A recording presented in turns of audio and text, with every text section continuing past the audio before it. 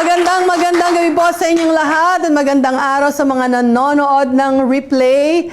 There was a buzz here around East Coast area at sa iba-iba nating services because of the water baptism and mga guest speaking engagement ng ating Pastor Red from Canada.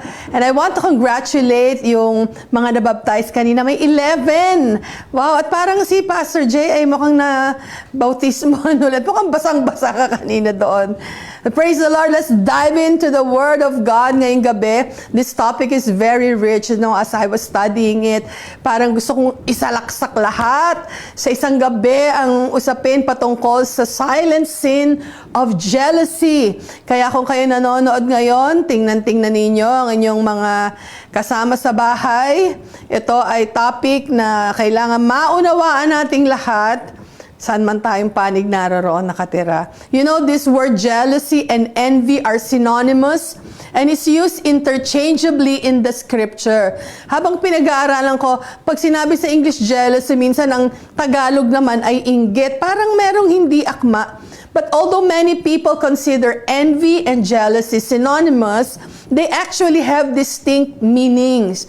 Kaya ang envy, pwede na sabihin sa Tagalog, inggit, is a painful feeling of wanting what someone else has. Hindi ka lang basta nagselos o nainggit. Gusto mo mawalan yung taong kinaiinggitan mo. Any attributes or possessions that this person has. And if you're jealous, you feel threatened or protective or fearful of losing a loved one. Kaya may mga ganong reaction sa puso. You are afraid to lose something like a position or a situation to someone else. You know, in Singapore or in any parts of the world na meron tayong simbahan, we want to build a community of encouragement and unity. Hindi yung nagpapaligsahan, hindi yung nagkokompetensyahan. We want to celebrate each other's successes as our own. Kaya napakaganda ng topic na ito. At pakinggan niyo po ito. I will say some 3 points about this jealousy and read some scriptures tonight. Sabi doon, jealousy is a destructive emotion. Proverbs 27 verse 4, sabi diyan, wrath is cruel, anger is overwhelming, but who can stand before jealousy? Sa Tagalog, may 3 degrees ng kabigatan ng pag-explain dito. Sabi, ang galit ay mabagsik, ang poot ay mabangis, ngunit ang selos ay may iba yung lupit. Wow, malupit pala itong selos na ito. And it can quietly eat into our relationships, sa ating mental well-being and spiritual health. I've counseled different ones who suffering from this destructive emotion ng selos or jealousy. And some are even pastors. At akala ninyo babae ang selosa. Yung lalaki ang tinamaan ng selos at it really disrupts the flow ng kanyang pag-aaral, ng kanyang pag-iisip, the whole day about church stuff. And this person suffers from it for months. May isa, inamin niya, 7 buwan daw siyang kinapitan ng mabagsik na emosyon na ito. But these emotions can cloud our judgment. Maaari nitong kulapulan ng ating mga desisyon that will lead us to irrational and impulsive o pabigla-biglang mga desisyon dahil sa selos. Nawawala sa hulog ang mga desisyon o aksyon natin kung minsan. Aray-aray kayo riyan pagka kayo ay mga tinatamaan at sapol-sapol. At i-like nyo rin kung talagang kayo'y seryosong nanonood, yeah? People may act out of spite or make the choices that are not in their best interest. So number 1, jealousy is a destructive emotion. Ano pa ang pagde-describe dito sa jealousy na ito? Jealousy is a sign of carnality. It's the work of the flesh. What does the scripture say about this? So 1 Corinthians chapter 3 verse 3, sabi rito, you are still in the flesh, for while there is jealousy and strife among you. Pag may mga selosan, nananaig sa inyo ang lamang, sabi dyan, ang inyong pag-iinggitan at pag-aaway-away ay palatandaan na makasanlibutan pa kayo at namumuhay sa laman. And here, in this context, ginamit sa Tagalog ang salitang inggit. Kaya nabanggit natin sa English, jealousy. So, it is used interchangeably, itong envy and jealousy.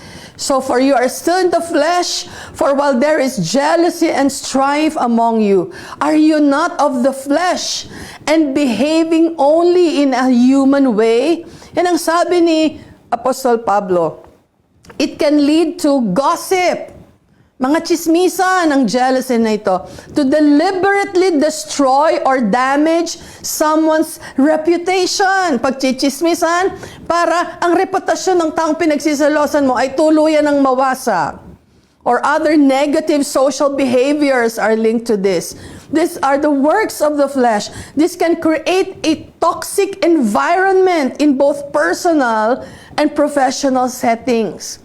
Nasa trabaho ka man, nasa bahay ka man, doing your personal daily life, o sa trabaho, it really affects us. It's a work of the flesh. Naalala ko si Joseph sa book of Genesis. Joseph was Jacob's favorite son, and his brothers envied him for the special treatment ng kanyang tatay na si Jacob, at dahil siya ay ginawa ng damit na napakamakulay, binigay ito kay Joseph. Kaya ang outcome, they were driven by envy or jealousy ang kanyang mga kapatid, and his brothers sold Joseph into slavery. Can you imagine? Because of this, leading to years of suffering in the life ni Joseph. But however, Joseph's story ultimately turns into one of redemption and reconciliation. So jealousy is a destructive emotion. Jealousy is a work of the flesh. It's carnal. But listen to this. Jealousy is unspiritual and demonic. Narinig niyo ba yan? Demonic ang pagsiselos. Kaya do not play with it. Si Cain at si Abel. Out of jealousy, Cain killed Abel, resulting in God cursing Cain and making him a restless wanderer. Dahil sa pagpatay ni Cain sa kanyang kapatid na si Abel, the Lord made a judgment upon Cain at ginawa siyang lagalag, ang sabi sa Tagalog, restless wanderer. Sabi sa James chapter 3 verses 14 to 15 or 16, ang sabi rito, if you have bitter jealousy and selfish ambition in your hearts, do not boast and be false to the truth. This is not the wisdom that comes from above, but it's earthly, it's unspiritual, demonic. Yan ang sabi dyan. For where jealousy and selfish ambition exists, there will be disorder and every vile practice. Makalupa, makalaman, at galing sa demonyo. Demonic ang spirito ng selos or jealousy. So these persistent feelings of jealousy and envy can lead to anxiety. It can lead to depression and other mental health issues. These emotions can create a sense of inadequacy or low self-esteem. Yung parang feeling mo kulang ka lagi. Mababang tingin mo sa sarili mo dahil meron kang pinagkukumparahan na mas mataas. Nahihinggit ka kaya minsan anxious ka na. At ang reward ng anxiety, ang sabi ng kawikaan, ay depression. Didepress ka na rin. At sari-saring mental health issues ang nakakonekta rito. Hindi lang sa mental health, kung hindi sa physical health. Yung issue ng high blood pressure. Nagtataka kayo, bakit ang taas-taas ng presyon? Kahapon naman hindi. Minsan ang ugat niyan nagselos. Yung migraine, headaches, di ba? Ang taong punong-puno ng selos, lasakitan ng ulo niyan. Kaiisip. Kakangarag na ang utak. Kung nasaan ang asawa, nasaan na si ganon, di pa nagte-text, hindi pa nagre-reply. Ano kayang ginagawa? Umiikot ang ulo. And it weakened immune system. Nakita ninyo ang damage nito sa buhay ng tao, sa kalusugan ng tao. And here are some practical signs of jealousy to watch for. Makinig kayong mabuti rito. Bantayan ninyo, baka ito yung mga sintoma sa inyo na kayo nagseselos at OA na ang inyong pagsiselos. Hindi naman masamang makaramdam. Pero pagka pinalaki mo at parang ito na stronghold sa buhay mo, ito na parang monster o beast sa'yo na kinokontrol ka na ng emosyon na to, hindi na yan maganda. Kasi maganda rin namang parang ayaw mo naman ang asawa mo, parang bukas na tindahan sa lahat na hahawak-hawakan at di ka naman makakaramdam ng konting boundary o linya. Wala akong asawa, pero nakikita ko itsura ng mga beast mode ng mga kababaihan. So tingnan natin yung mga signs of jealousy to watch for. Number 1 is overly suspicious. Sa mga mag-aasawa dyan, mag-amen kayo rito. When your spouse is on the phone, yung parang may na-receive na message, sino kaya yon? Parang di naman kinikwento sa akin kung sino yung nag-message. Pag hindi naman din nag-reply sa'yo, asan kaya yon? Baka may kachat na iba. Ano kaya ang iniisip nun? Napaka-importante pa naman tong mensahe ko. Parang wala, kahit sin zone, wala. Baka busy-busy. Nagsususpect siya na. Tamang duda. Pag ngiti ng ngiti ang asawa, bakit kaya ngiti ng ngiti ang asawa ko? Baka may iniisip, pero hindi ikaw. Pag nakasimangot naman, may suspetsa ka rin. Nag-away siguro sila. Ba't kaya hindi nagkikikibo ang asawa ko? Baka mayroong pinagdadaanan. May gagastusan, may susustentuhan, wala siyang pera. Pag nanghingi sa'yo ng pera, kanino mo ibibigay? Overly suspicious. Nagpabango lang ng konti. Ay, bakit nagpapabango ka ngayon? Ba't naligo ka at nagsuklay ka? Hindi ka naman ganyan. Sa mga babae naman, yung asawa ninyong lalaki, nag-makeup ka ngayon, sino pinagagandahan mo? Kaya minsan yung mga lalaki, gusto nila pangit ang asawa nilang babae. Nung araw, mga kadalagahan dito, kagaganda.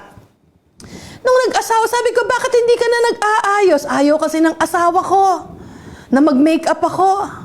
Dati naman nakilala ka niya, nagme-makeup ka. Tandaan mo, baka ikay nagseselos na ang asawa may maganda sa paningin ng iba. Self-care niya yon, huwag kang OA. Kasi baka yung self-esteem ng mga kababaihan ay nawawala dahil doon sa controlling factor ng mga lalaki dahil sa selos at baka magustuhan pa ang kanilang misis. Taken na.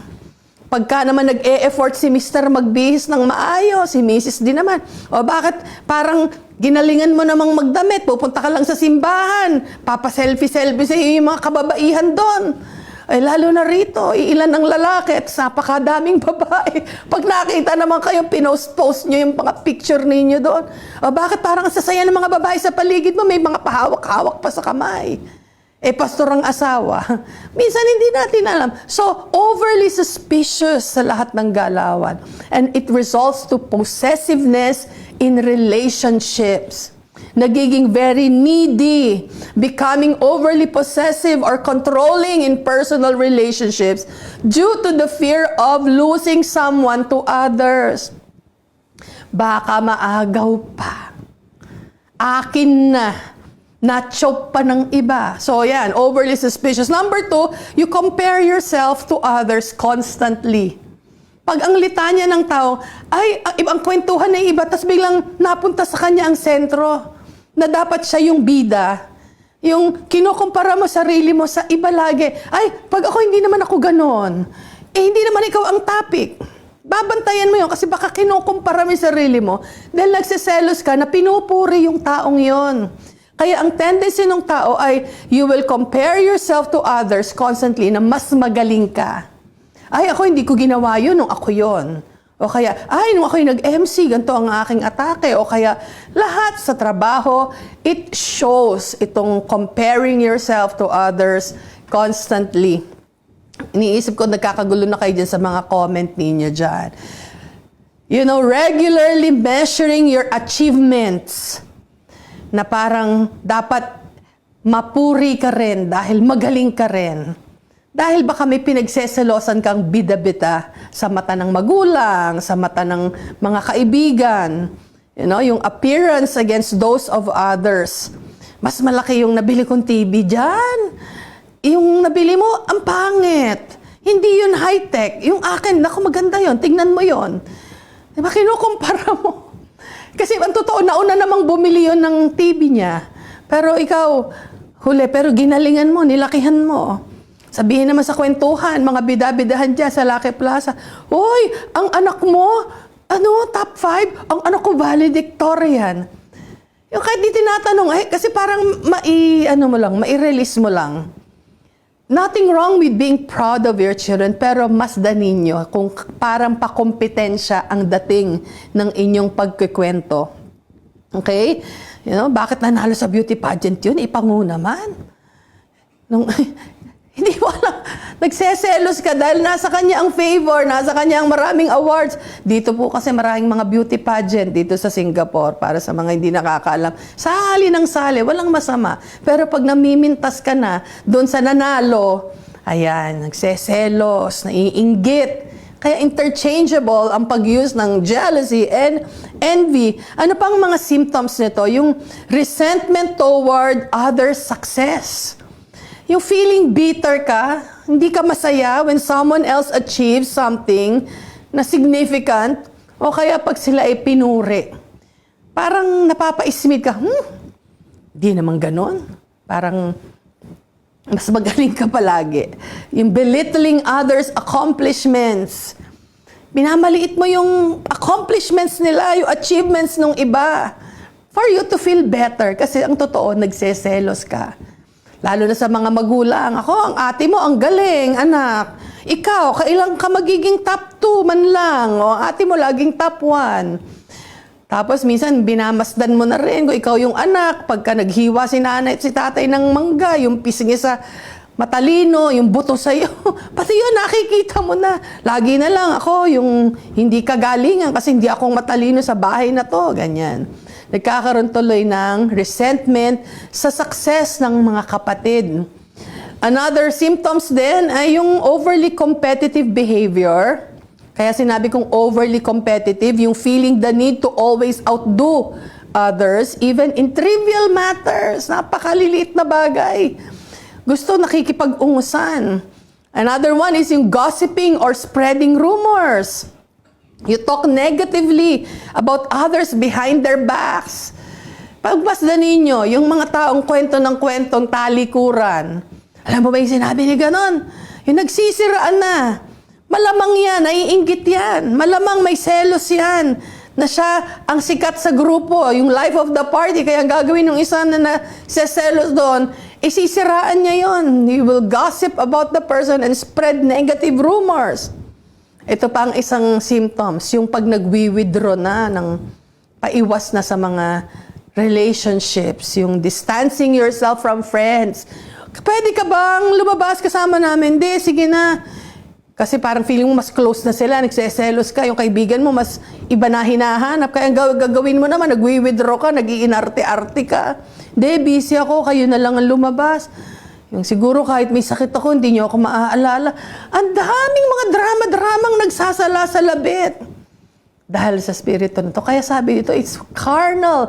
It's work of the flesh. It's a destructive emotion and it's demonic. Dahil ang connecta ito sa iyong health problems. Si Satan, yan ang gusto sa atin. To kill us and destroy us. Through all these toxic emotions. So, bantayan ni sarili ninyo pag paiwas-iwas kayo. Yung mga you feel inferior or threatened by other people. Avoiding certain people who make you feel jealous or inadequate. Sige, dahil hindi naman ako magaling, kayo na lang magsama. Kayo mga henyo. Kayo ang mga matatalino sa pamilyang ito. Kayo na. Kaya di ba minsan yung mga dialogue natin, sige, ikaw na. Minsan, ano ba talaga ugat nun? Yung may hugot ka na, minsan biruan lang naman, pero yung iba, makikita mo sa mukha. Sige, ikaw na ang magaling. Pero kasi siguro inaabangan niya yung punch na yon. Dahil talagang nayayamot na siya dun sa tao na yon. Dahil naiinggit siya sa kagalingan ng taong yon.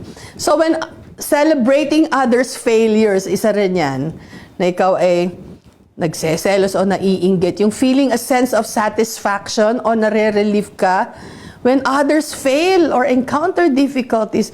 Yung hindi mo sinasabing buti nga, pero sa mukha mo, buti nga. Kasi sa inggit mo dun sa taong yun, natuwa ka nung nawalan siya ng pera, natuwa ka in a way, na siya ay nawalan ng trabaho. Di ba't demonic yung ganyang feeling?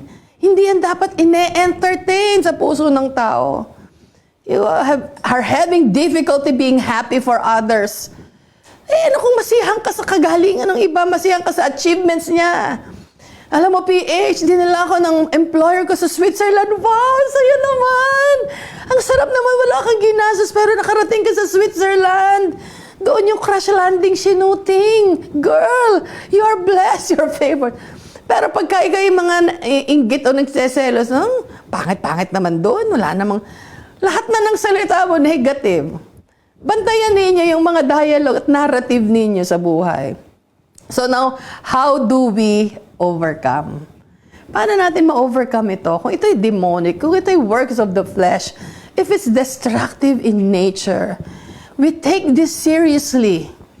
We will say goodbye to this toxin o lason sa ating utak, lason sa ating mga sarili, sa puso, sa health. Number 1, please by all means acknowledge and confess jealousy. Recognize and confess jealousy as a sin. Huwag mo nang pagtakpan. Huwag mo nang iba-ibahin ang kwento o story. Sabihin mo, nagsiselos kasi ako. Lord, patawarin mo ako, nagselos ako, nainggit ako. Hugasan mo ako sa destructive emotions na ito. Hindi mo yan wini-welcome sa buhay mo. Wakasan mo yan once and for all by starting to acknowledge that you have this. Minsan, aminin mo sa kaibigan mo, best friend, nagselos ako dun sa ginawa niyo yun, pero hiningi ko ng tawad kay Lord. Kaya sa mga mag-aasawang laging away ng away, sitahan ng mga text, patingin nga niyang message. Kasi naman, kayong mga asawang lalaki, ang tamang duda minsan ng mga babae, minsan 99% correct eh. May tinatago kasi talaga kayo kung minsan. So, confess. Acknowledge it. Tulungan ninyo ang inyong asawa na manalangin kayo pareho and ask for forgiveness and cleansing. Sabi sa James chapter 5 verse 16 sa NIV translation, sabi dito, therefore confess your sins to each other and pray for each other so that you may be healed. Kailangan ng healing. You confess your sin one with another. If jealousy is a sin, confess. At magpatawaran so that you will be healed. Baka sakaling bumaba na ang high blood pressure. Baka sakaling mawala na yung migraine. Baka sakaling bumaba na ang sugar. At yung autoimmune system na iyong pinoproblema, ituluyan ng gumaling kasi nagkaroon ng healing by confessing your sin one with another. Because the Bible says the prayer of a righteous person is powerful and effective. Pero nag-uumpisa sa confession of your sins to each other. Hindi lang basta nagkumpisa lang tapos nauwi sa away, nagkumpisa lang kayo sa isa't isa na kayo nagselosan o hindi mo nagustuhan yung kanyang behavior. Pero sabi pa ron, pray for each other. Huwag mauwi lang na natulog kayong magkagalit, nagkumpisa lang kayo, pero walang na-resolve. No, resolve it. Sabi dyan, you pray for each other after you confess so that there is healing. May masasarang gate ng jealousy. Sasaran yun, wawakasan yun once and for all. Are you hearing me? To some of you, you are watching, this is your key. Acknowledge and confess. Kung kayo'y masiselosin, kayo ay anak, sabihin nyo, tatay, dad, I was jealous, wag mo nang gagawin yun, lagi mo pinupuri yung kapatid ko, ako, purihin mo rin. Sometimes there's healing when you just say it and verbalize it. At kung kayo naman ang magulang, wag nyo namang uusapan na, ikaw bata ka, kung ano mga pinag-iisip mo. No, take it in a mature way. Sabihin mo, ganun ba anak, naku, patawarin mo ako, hindi yun ang intention ko. Hindi ko sinasabing ang paborito ko ang kapatid mo. There must be healing in the family. There must be healing sa workplace. There must be healing sa mga nag-share ng bahay dito sa Singapore. Yung mga magkakasamang, mga magkakaibigan na nag-away-away in the end. No, there must be healing. Confess your sins and pray for each other. So in your prayer, include to pray against the suspicious behavior din. Lalo na sa mga may asawa. And if they're legit cheating, sabihin din. Sige, kasi talaga namang, I rub it in or sinadya ko talagang pagsilosing ka. Kasi kung sinasadya niyan sa inyong mga asawa, you're inviting this demonic spirit sa family ninyo. And why would you like to have that in your family? Kaya wakasan, hear me, wakasan by confessing, repent from it, and pray for God to heal your marriage, to heal your friendship, to heal your relationship sa workplace. Amen. Number 2 is this, embrace love and humility. Sa kadulot-duluhan, mahal mo naman talaga si friend. Ayaw mo naman kayo magkaaway eh. Ayaw mo naman talaga na nagkakasiraan kayo. Yakapin mo yung pag-ibig at kababaang loob. Replacing jealousy with love and humility helps build stronger, healthier relationship. Magdidesisyon ka pa rin sa huli. Naku, itong asawa ko, sa kadulot-duluhan, ayoko rin naman itong makitang patay. O tila mga... Excuse me. Parang pinagsasaboy mo yung mga damit sa labas. Wag ka na umuwi rito. Ayaw mo rin naman siya napapahiya, di ba? Kasi asawa mo rin yon. You are there to protect, to cover your husband or your wife. So, embrace love. Hindi mo mababago ang asawa mo. That's the role of the Holy Spirit. Kaya habang nasa process pa siya na binabago siya ng Diyos, at siya ay nagtatry naman talaga, magpakababa na lang ng loob. Hindi pa niya time, keep praying for your spouse or your friend. But embrace love. Piliin mong mahalin siya. Piliin mong yung path ng kababaang loob. Amen. 1 Corinthians chapter 13, verse 4, sabi diyan, diba? Love is patient. Love is kind. It does not envy. It does not boast. It is not proud. Pero sabi doon, it does not envy. Kasi tunay ang pag-ibig mo sa kanya. Tunay ang pagmamahal mo kay friend. Tunay lahat. Kaya mayroong kapayapaan sa puso mo. Secured ka na. Napakasarap nung ang feeling ng secured. Pag hindi needy ang babae o ang lalaki, napakaganda ng pagsasama. May trust sa isa't isa. Hindi laging tamang duda. Merong meekness, may humility. Love is, parang naalala niyo yung word, love is in the air palagi. Yun ang dali natin sa mga tahanan natin.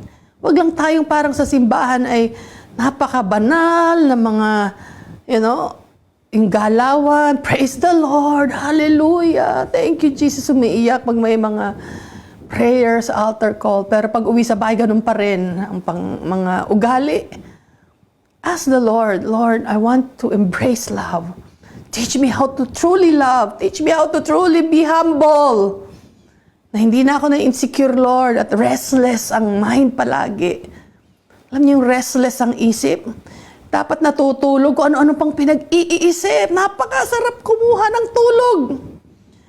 Bibilaan mo sarili mo, dapat minimum 7 hours. Yan, to 8 hours.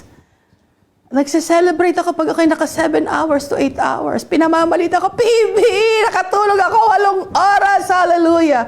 Payapa ang isip. Amen. And then, number 3 is, rejoice with others. Antidote ito, yung nakikisaya ka sa iba. Celebrate their success. Kung kailangan, ilibre mo siya para talagang matanggal, ma-break yung jealousy spirit sa'yo. Do that. I celebrate. I'm so happy for you, kapatid. You learn to celebrate other successes helps reduce feelings of jealousy. Sa Romans chapter 12, verse 15, sa NIV translation, sabi doon, rejoice with those who rejoice. Makigalak sa mga taong nagagalak. Mourn with those who mourn. Yung mga nagdadalamhati, makidalamhati din.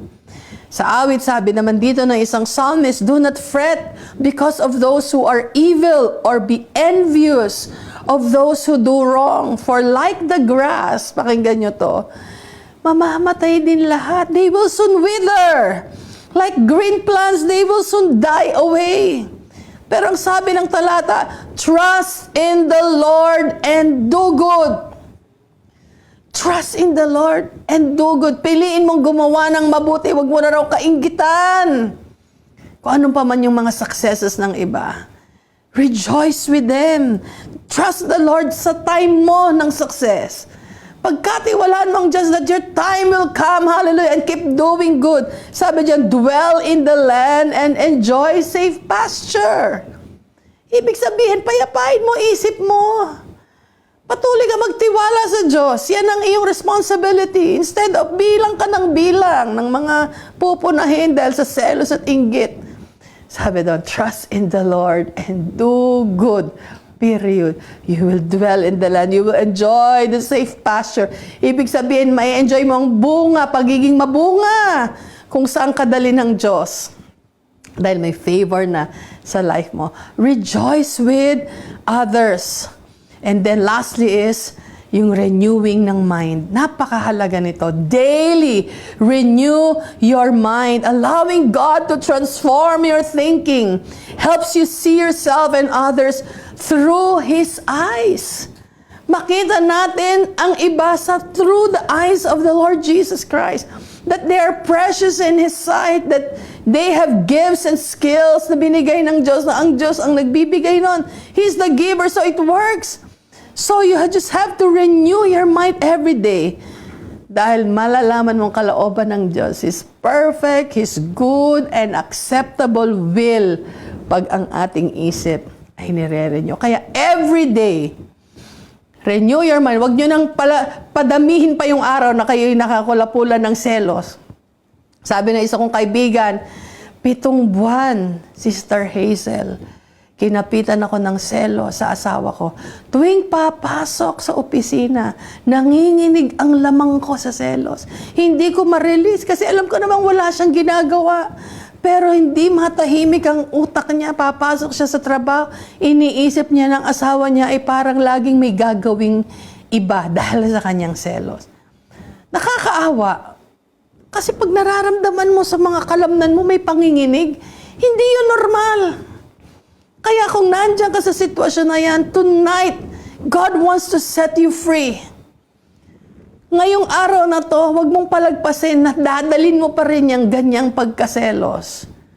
Na feeling mong pogi-pogi talaga ng asawa mo at yung babae naman, haba-haba ng hair. No, trust in the Lord. Maging secure, don't be needy and always look for validation. Dahil yun ang tunay na malakas at hindi iniiwan ng asawang mga ganon.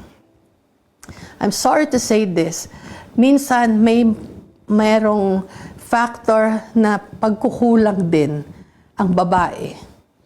Pag laging usap ng usap, laging nag ng nag. Pero pag ipakita ninyo, I'm talking now to women, ipakita ninyo kayo'y malakas. Nasa inyo lang siya humuhugot ng lakas dahil may tiwala ka sa Diyos. Kung ikaw ay layasan umalis, kawalan niya. Do not labor and keep thinking for people who exited in your life. Release them. Live in peace and trust the Lord. Huwag na araw-araw parang naguho na rin ang mundo ninyo. Sabihin mo, Lord, umalis na siya, ng ibang bahay na siya. Lord, ang hirap ng long-distance relationship sa mga nag-OFW. Pero pagtiwalaan mo ang Diyos. Yakapin mo yung pangako ni Lord. Renew your mind every day. Punuin mo ang sarili mo ng mga salita ng Diyos. Kaya mahalaga tong online na ito. Naaabot kayo kahit saan kayo naroon. Kahit sa dulo ng Canada, sa dulo ng China, mga Middle East, naririnig itong tinig na ito. But this is my heart and prayer for you all, that you will be set free tonight. I pray that the spirit, the silent sin of jealousy will be broken off you right now. In the name of Jesus, I speak the power of the Holy Spirit over your life. That you will be normal, trusting the Lord and doing good, so that you will enjoy the blessing of God, the blessings of the Lord. I speak peace over your soul. I speak healing over your mind. I speak healing over your body in the name of Jesus. If you're suffering from different kinds of illnesses because of this jealousy, I pray that as you confess to God right now, say it with me, Lord, I confess. I acknowledge this sin. I'm a jealous person. Forgive me, Lord. Forgive me. I want to change. I welcome your peace in my life. Cleanse me by your precious blood. You know, if you have prayed that prayer, I believe that God, through His Holy Spirit, is speaking to your soul and heart and bringing freedom right now in your life. Kahit saan kayo nakikinig ngayon, makapangyarihan ang tinig ng Diyos, ang tinig ng banal na Espiritu. Continue to walk in faith. Continue to grow in your faith. Huwag niyong katamaran na nakikinig ng mga sermon sa ating online. Ipamalitan niyo sa inyong mga kamag-anak, because you deserve to be free. You deserve His peace. You are valuable. You are precious in God's sight. Amen. You know, receive the Lord Jesus tonight. If this is your first time, na-bless ka ng mensaheng ito, this is the night of your salvation. Say this with me, Lord, I receive you as my personal Lord and Savior. Thank you for allowing me to hear this message. Forgive me of my sins. Cleanse me, Lord Jesus. From now on, you will walk with God. You will be His disciples, learning from Him. Amen? Praise the Lord. Lumayang dapat lumaya. Hallelujah. Ngumiti, magpaganda. Huwag nang mag-control. Huwag kang mag-mega, huwag kang mag-ganito. Hayaan nyo sila. Sabi nga ng, di ko alam kung anong probinsya to, pabaie, na siya ay mag-express ng kanyang kagandahan. Huwag nang selos ng selos. Amen. Sa mga babae rin ganon. Alright! Matulog kayo ng mapayapa at magsabi kayo ng I love you muna sa inyong mga asawa. Amen! Wala ako nun. Kaya, praise the Lord. Matahimik ang aking buhay gabi-gabi. God bless you. I love you. Mwah!